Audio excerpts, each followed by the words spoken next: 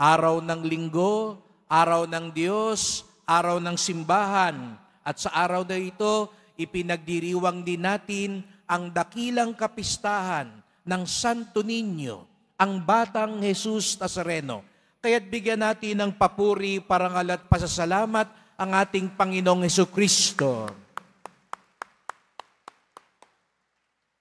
At ngayon din ay pambansang piyesta sapagkat sa buong Pilipinas ipinagdiriwang ang kapistahan ng Santo Niño. Kaya batiin din natin ang bawat isa, Happy Fiesta! Ang gustong pagpalain ng Santo Niño, pumalakpak ng mas malakas.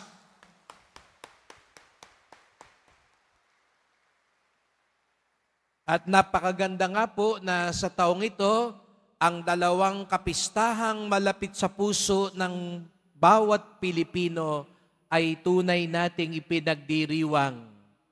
Sabi nga po ng mga obispo sa Pilipinas, ang mga imaheng napakalapit sa puso ng Pinoy ay ang Santo Niño at ang mahal na pong Jesus Nazareno.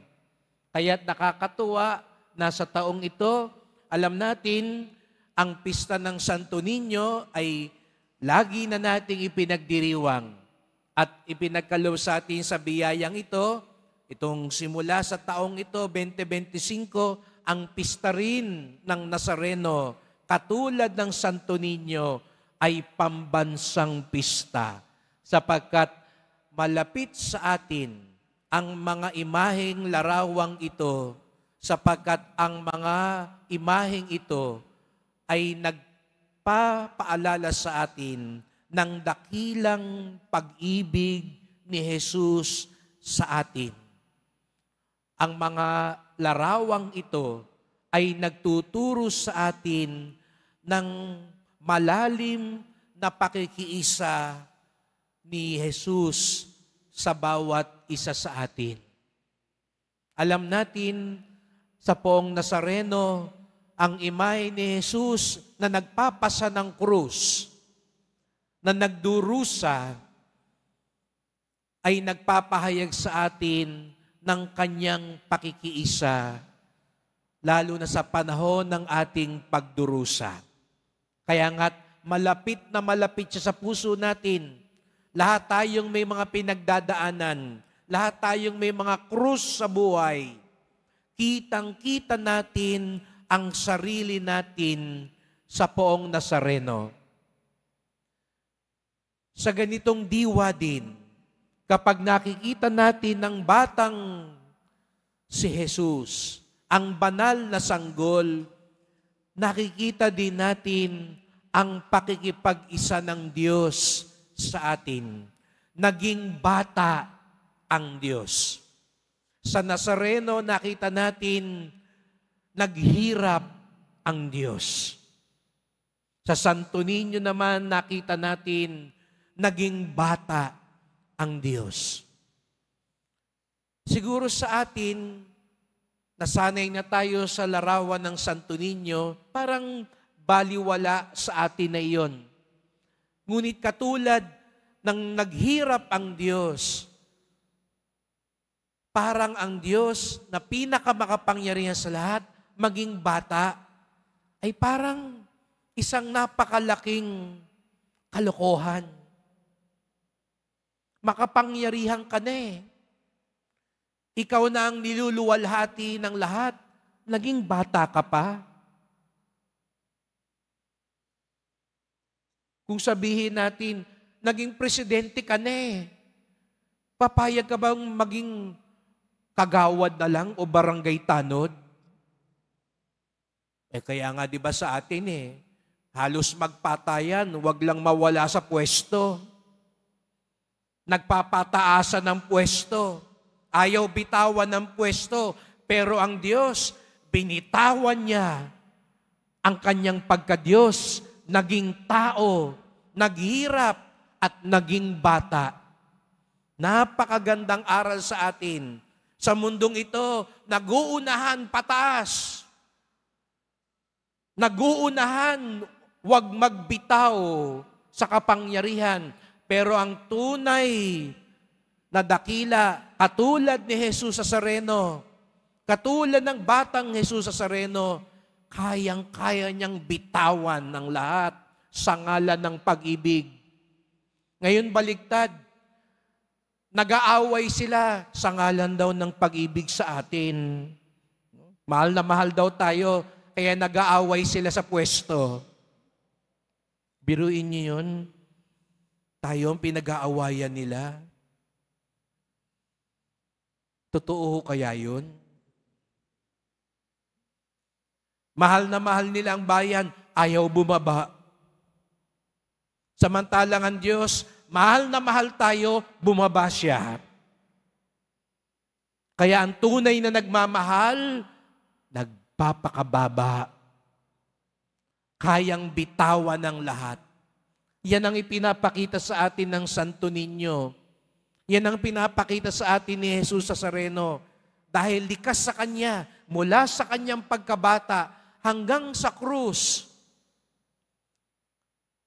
nakiisa siya sa atin. Kaya binitawan niya ang lahat. Kaya nga sabi sa ikalawang pagbasa, tayong lahat pinagpala kung tayo'y nakikiisa kay Kristo Jesus. Si Kristo Jesus, nakiisa na sa atin. Ngayon ang tanong, tayo ba nakikiisa kay Kristo Jesus? Kanina tinanong ko sa inyo, sino ang gustong pagpalain? Ang gustong pagpalain, wag lang pumalakpak ng mas malakas. Ang gustong pagpalain, matutong magpakababa. Ano yung kailangan nating bitawan? Ano yung kailangan nating ibaba? Wag lang natin silang tignan. Kung ayaw nilang bumaba, tayo dapat matutong magpakababa. Kung sa labas, nag-uunahan pataasan, tayo mag-unahan magpakababa katulad ng Panginoon. Naging bata si Jesus upang makiisa sa atin. Makiisa din tayo sa Kanya. Ngunit mga kapatid, hindi na natiling bata si Jesus. Kitang-kita natin yan. Hindi lang siya naging Santo Niño, naging Jesus Nazareno siya. Opo, ang Diyos hindi na natiling bata. Iba sa ating gusto habang buhay bata. Kaya kung ano-anong ginagawa para magmukhang bata, batak ng batak, kulay ng kulay. Kung ano-ano sinusuot, 80 anyos ka na, ang suot mo pang teenager pa rin. Dahil gusto natin magmukhang bata. Tandaan nyo, si Jesus hindi na natiling bata, pero nanatiling anak ng Ama. Yun daw ang mahalaga. Kaya pala parang bata pa rin si Jesus dahil nanatili siyang anak ng Ama. Nanatili siyang masunurin sa kalooban ng Ama. Kaya nga sa Ebanghelyo ngayon, nung hinahanap siya, saan siya natagpuan? Sa templo, sa simbahan. Anong sabi ni Jesus? Sapagkat dapat nandito ako sa tahanan ng Ama. Tumanda si Jesus, pero nanatili siyang anak ng Ama. Minsan di ba tayo, pag tumatanda na tayo, parang nakakalimutan na natin, anak tayo ng magulang natin. Kasi tayo nang nagagalit sa kanila. Palibhasa, ikaw nang nagpapakain sa kanila. Ikaw na ngayon nagbibigay sa kanila. Nakakalimutan mo, anak ka pa rin nila. Ikaw na ngayon ang bubulyaw. Ikaw na minsan ang nananakit. Ikaw na ang nanunumbat. Palibhasa, mas malakas ka na ngayon. Palibhasa, kumikita ka na ngayon. Tandaan natin, si Jesus, hindi na natiling bata, pero nanatiling anak ng Ama. Kaya nga't hanggang sa huli, wala siyang ibang bukang bibig, kundi, Ama ko, Ama ko. Kaya nga't, ang katangi-tanging panalangin itinuro niya sa atin. Ano raw ang pinakamakapangyarihang panalangin? Paborito nating panalangin dito sa Quiapo. Pag kinanta na ito, humuhupa na yung mga namamanata, lalo na yung mga magugulo sa prosesyon. Kumanta ka ng Ama Namin, hihinto na silang lahat. Tataas na ang kamay. Sapagkat ito, ang dakilang panalangin ni Jesus Nazareno. Ano raw yun? Ama Namin, sambahin ang ngalan mo, sundin ang loob mo dito sa lupa para nang sa langit. Mga kapatid, manatili tayong anak ng Diyos.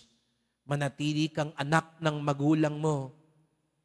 Pero higit sa lahat, manatili tayong masunurin. Kaya nga't nung nasa krus na si Jesus Nazareno, ano ang kanyang hiyaw? Ama ko, sa iyong mga kamay, inihahabilin ko ang aking kaluluwa.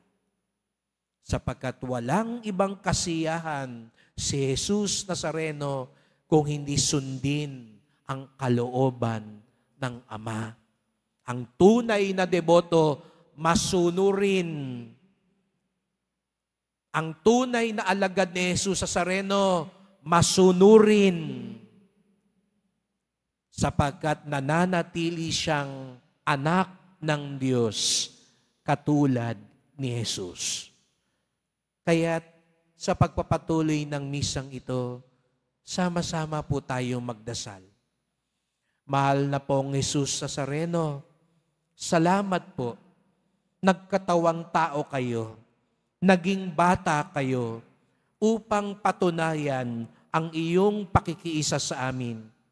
Nakiisa ka sa aming kahinaan.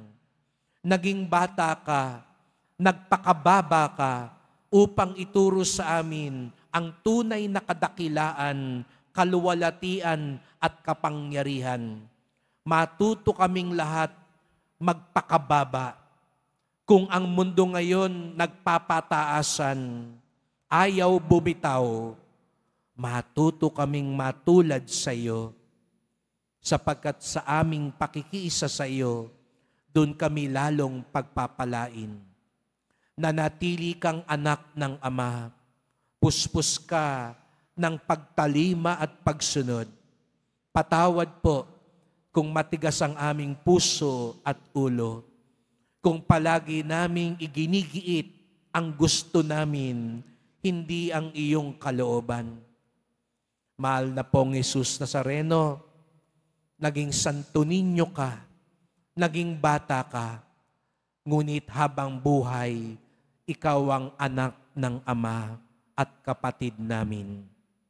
Mahal na pong Jesus Nazareno, kawaan niyo po kami, basbasan niyo po kami. Amen. Amen.